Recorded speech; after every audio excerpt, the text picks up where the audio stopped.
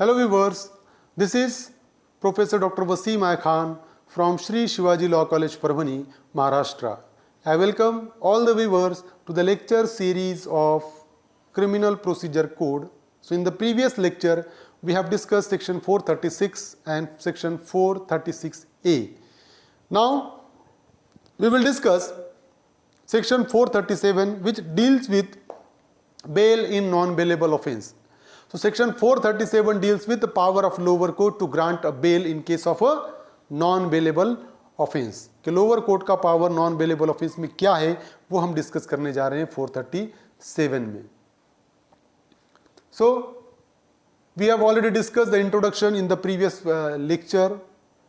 So in short मैं बताता हूँ कि इन्वेस्टिगेशन सपोज कि जब कभी भी ऑफेंस करता है अक्यूज्ड पर्सन, उसको अरेस्ट किया जाता है और उसको कस्टडी में रखा जाता है. और कस्टडी में इसलिए रखा जाता है उसको कि जब कभी भी उस अक्यूज्ड की ज़रूरत कोर्ट में पहुँचे, कोर्ट में पड़े, तो उसको जल्दी से कोर्ट में प्रेजेंट किया जाए और उसको पनिशमेंट दिलाई जाए. बट अगर यही पर्पज़ अगर सर्व होता है तो उसको फॉर एग्जांपल उसको कस्टडी में रखे बिना अगर ये पर्पज़ सर्व होता है तो इससे अच्छी बात और क्या हो सकती है. मतलब क्या कर सकते हैं, उसको बेल पे छोड़ेंगे कंडीशन पे कि जब कभी भी कोर्ट में तुझे बुलाए तुझे आना पड़ेगा, अगर नहीं आएगा तो आपकी बेल रिजेक्ट की जाएगी. तो क्या होगा, इसमें अक्यूज्ड की लिबर्टी भी सेफगार्ड होगी, मतलब उसकी लिबर्टी कर्टेल नहीं होगी, उसको कस्टडी में नहीं रखे, वो सोसाइटी में रहेगा, लिबर्टी भी सेफगार्ड होगी और जस्टिस का जो पर्पज़ है वो भी सर्व होगा, जस्टिस भी सिक्योर होगा क्योंकि जब कोर्ट में बुलाए वो तब आएगा. तो ये पर्पज़ है बेल का. So section 437 when bail may be taken in case of a non bailable offence. तो title of section 437 deals with when bail may be taken in case of a non bailable offence. Non bailable offence में bail कब ली जा सकती है. So when any accused of a non-bailable offence is arrested or brought before the court other than High Court or Court of Session, he may be released on bail. So that is the provision of section 437 subclause 1. When accused of non-bailable offence is arrested and brought before a court other than High Court or Session Court, he may be released on bail. So we can say that whenever the accused has been brought before the lower court other than High Court or Session Court, मतलब before the lower court in connection with the commission of non-bailable offence, then he may be released on bail. समझ रहे हो कि अगर lower court के सामने कोई accused को लाया जाता है जिसने नॉन बेलेबल ऑफेंस किया तो कोर्ट उसको बेल पे छोड़ सकता है, may be released on bail. So in case of a bailable offence, bail is the right of accused person. Bailable offence में बेल अक्यूज्ड का राइट होता है, but in case of a non bailable offence bail will be a discretion of court. यहां पर bell court का डिस्क्रिएशन है, court bail पे छोड़ सकता है या बेल रिजेक्ट भी कर सकता है. Accused cannot claim a bail as of right in case of a non bailable offence. अगर नॉन बेलेबल ऑफेंस है तो accused bail as of right claim नहीं कर सकता है. तो यहां पर लोअर कोर्ट का पावर बताए वाला है कि जब कभी भी अक्यूज्ड को कोर्ट के सामने लेकर आएंगे और उसने अगर नॉन बेलेबल ऑफेंस किया है, he may be released on bail, उसको कोर्ट बेल पे छोड़ सकता है. बट अब इसके आगे का जो प्रोविजन है कि कौन से ऑफेंडर को लोअर कोर्ट को पावर नहीं है बेल पे छोड़ने का नॉन बेलेबल ऑफेंस में, ये प्रोविजन दिया वाला है. But such person shall not be so released if he has been guilty of an offense punishable with death or imprisonment for life. But suppose if the accused person who has committed a non-bailable offense for which the punishment is a death penalty or life imprisonment, and if the same is brought before the lower court cannot release that accused person on bail. अब lower court के पास ऐसे accused को लेकर आया गया जिसने ऐसा offence किया जिस ऑफेंस में सजा है डेथ पेनल्टी या life imprisonment.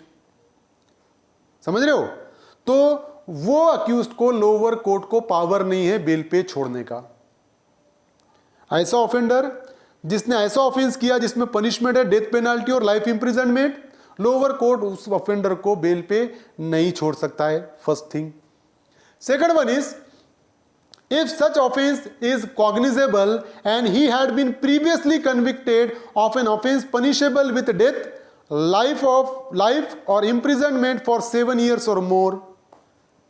Suppose if the accused is brought before the lower court in connection with the cognizable offense, के लोअर कोर्ट के सामने लेकर आए, उसने कॉग्निजेबल ऑफेंस किया, but he had been previously convicted of an offence punishable with death, life imprisonment और imprisonment for 7 years और मोर. लेकिन आज तो उसने कॉग्निजेबल ऑफेंस किया जिसके चलते लोअर कोर्ट में उसको लेकर आए, लेकिन पहले ऑलरेडी एक ऑफेंस में उसको कन्विक्शन हो गई वाली है. वो कन्विक्शन कौन सी है? एक तो डेथ पेनाल्टी है, लाइफ इंप्रिजनमेंट है, या फॉर एग्जाम्पल 7 साल या उससे ज्यादा सजा उसको ऑलरेडी एक ऑफेंस में हो गई भी है, प्रीवियसली कन्विक्टेड है, सजा हो गई वाली हो, सजा भुगत लिया उसने. अब वो कॉग्निजेबल ऑफेंस करके कोर्ट के सामने आया है, लोअर कोर्ट के सामने, तो लोअर कोर्ट ऐसे पर्सन को भी बेल पे नहीं छोड़ सकता है.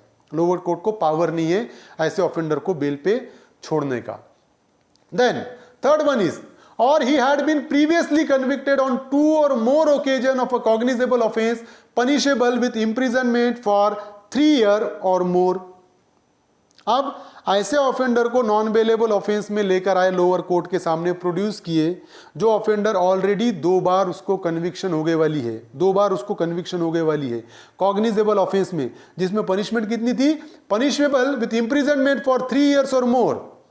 2 बार उसको 3 साल या 3 साल से ज्यादा सजा कॉग्निजेबल ऑफेंस में 2 बार उसको हो चुकी है. अब तीसरी बार लोअर कोर्ट के सामने उसको नॉन बेलेबल ऑफेंस के चलते लेकर आया गया.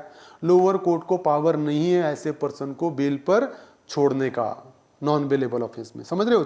3 रेस्ट्रिक्शन है जिसमें लोअर कोर्ट बेल पे नहीं छोड़ सकता. एक ऐसा है कि ऑफेंस अगर डेथ पेनल्टी और लाइफ इंप्रिजनमेंट वाला रहा तो वैसे अक्यूज्ड को बेल पे नहीं छोड़ सकता है.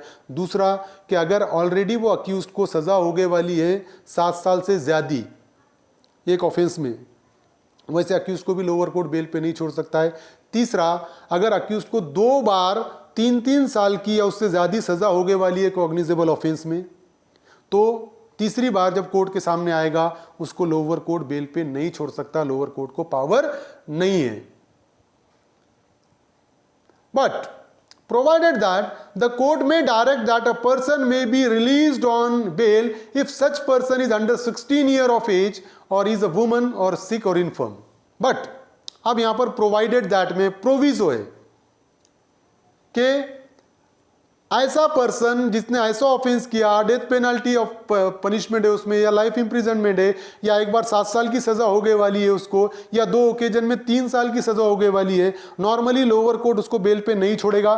बट प्रोवाइडेड दैट में बोले हुआ है कि वो ऑफेंस अगर ऐसा पर्सन करता है जिसकी एज बिलो 16 ईयर्स है, 16 साल के नीचे अगर किसी पर्सन की एज है और वो ये तीनों ऑफेंस करता है, ये तीनों सर्कमस्टांसेस में आता है, तो लोअर कोर्ट उसको बेल पे छोड़ सकता है. एक, अगर वो ऑफेंडर वुमन है तब भी लोअर कोर्ट उसको बेल पे छोड़ सकता है, या वो पर्सन सिक और इन्फर्म है, बीमार है या फिजिकली चैलेंज्ड है, उसको लोअर कोर्ट बेल पे छोड़ सकता है. कौन से पर्सन को?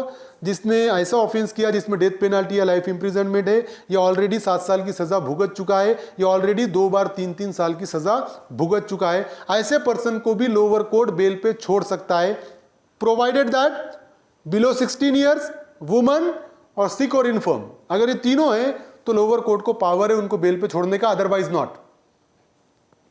Provided that the mere fact that an accused may be required for identification by witnesses shall not be sufficient ground for refusing to grant a bail. So court cannot reject the bail of accused person on the basis of mere fact that the accused is required for identification by witnesses. कि court सिर्फ ये ground पे bell reject नहीं कर सकता है कि accused की हमको जरूरत पड़ेगी काय के लिए? आइडेंटिफिकेशन बाय विटनेसेस, विटनेसेस के जरिए इसको आइडेंटिफाई कराना है, इसलिए हमको अक्यूज्ड की जरूरत पड़ेगी और इसलिए उसकी बेल रिजेक्ट किया है कोर्ट ने. कोर्ट बेल इस ग्राउंड पे रिजेक्ट नहीं कर सकता है. So that is a provision. Now section 437 sub clause 2. If it appears to such officer or court at any stage of the investigation, inquiry or trial that there are not a reasonable ground for believing that the accused has committed a non-bailable offense, but there are sufficient ground for further inquiry into his guilt, the accused shall be released on bail. So whenever at any stage, whether it may be an investigation, inquiry or trial, if there are not reasonable ground for believing that the accused has committed a non-bailable offense, अगर court के पास ऐसे reasonable ground नहीं है जिस पे वो भरोसा करे और जिसके चलते वो कंक्लूजन पे आए कि अक्यूज ने नॉन बेलेबल ऑफेंस किया है, तो उस सिचुएशन में क्या होगा, but that there are sufficient grounds for further inquiry into his guilt, the accuse shall be released on bail, तो अक्यूज को बेल पे छोड़ना पड़ेगा। क्या सिचुएशन है यहाँ पर कि कभी भी ड्यूरिंग द इन्वेस्टिगेशन, इंक्वायरी और ट्रायल, तीनों स्टेज में अगर कोर्ट को कभी भी लगता है कि यार इतना कुछ रीजनेबल ग्राउंड नहीं है जिसके चलते हम ये कंक्लूजन पे आए कि अक्यूज ने नॉन बेलेबल ऑफेंस किया है, बल्कि इसमें एक और इंक्वायरी की जरूरत है कि इसने नॉन बेलेबल ऑफेंस किया है या बेलेबल ऑफेंस किया है इसकी, तो उस सिचुएशन में क्या होगा, अगर कोर्ट को ऐसा लगता है तो the accuse shall be released on bail, तो अक्यूज को बेल पे छोड़ना पड़ेगा। अगर कोर्ट को ऐसा लगा कि फर्दर इंक्वायरी जरूरी है कि ये अक्यूज ने ऑफेंस जो किया है वो बेलेबल है या नॉन बेलेबल है, ये कंक्लूजन पे आने के लिए, तो उस सिचुएशन में अक्यूज को बेल पे छोड़ना पड़ेगा। सब clause 3, 437 sub clause 3, when a person accused of the commission of offense punishable with imprisonment which may extend to 7 years or more, or any offense under chapter 6, it is against state, chapter 16 human body, chapter 17 against property of Indian Penal Code, or abatement or conspiracy or attempt to commit any such offense, is released on bail under subsection 1, the court shall impose the condition। अब देखो कि court क्या कर सकता है, lower court को power है bell पे छोड़ने का, कि कोर्ट बेल पे छोड़ सकता है ऐसे पर्सन को कि जिसने ऑफेंस किया जिसमें पनिशमेंट है 7 साल तक की, इंप्रिजनमेंट विच में एक्सटेंड टू 7 years और मोर और ज्यादा, और ऐसा ऑफेंस जो चैप्टर 6 में आता है ऑफेंसेस अगेंस्ट स्टेट, या ऐसा ऑफेंस जो चैप्टर 16 में आता है ऑफेंसेस अगेंस्ट बॉडी, या ऐसा ऑफेंस जो चैप्टर 17 में आता है ऑफेंसेस अगेंस्ट प्रॉपर्टी, या उसका अबेटमेंट या उसकी कॉन्स्पिरेसी या उसकी अटेम्प्ट, तो ऐसे ऑफेंडर को अगर कोर्ट, लोअर कोर्ट बेल पे छोड़ता है तो court shell impose the condition, तो कोर्ट कंडीशन इंपोज करेगा वो पर्सन को बेल पे छोड़ने के पहले। क्या कंडीशन क्या रहेगी, that the person shall attend the court, court condition impose करेगा बेल पे छोड़ते वक्त कि जब कभी भी कोर्ट में बुलाए आपको कोर्ट में आना पड़ेगा, that the person shall attend the court, that the person shall not commit an offence, कि जब तक बेल पे रहेंगे आपने कोई ऑफेंस नहीं करना है, कोई कंडीशन का उल्लंघन नहीं करना है, and that the person shall not directly or indirectly make any inducement, threat or promise to any person acquainted with the facts of the case।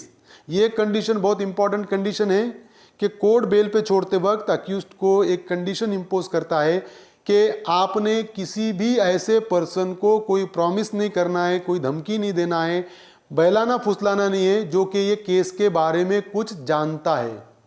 समझ रहे हो कि उसको बहलाएंगे फुसलाएंगे धमकी देंगे तो वो केस के बारे में जो जानता है वो कोर्ट में आकर नहीं बताएगा। अगर ऐसा करता है तो it amounts to a violation of condition of bail, ये कंडीशन बेल के कंडीशन का वायलेशन ट्रीट होगा और कोर्ट उसकी बेल को रिजेक्ट कर सकता है। तो जब कभी भी कोर्ट बेल पे छोड़ेगा तो कोर्ट ये कंडीशन इंपोज करेगा पर्सन पे according to section 437 sub clause 3। Now subsection 4, 437 subsection 4, an officer or a court releasing any person on bail under subsection 1 or 2 shall record in writing reason। जब कभी भी subsection 1 और subsection 2 में अगर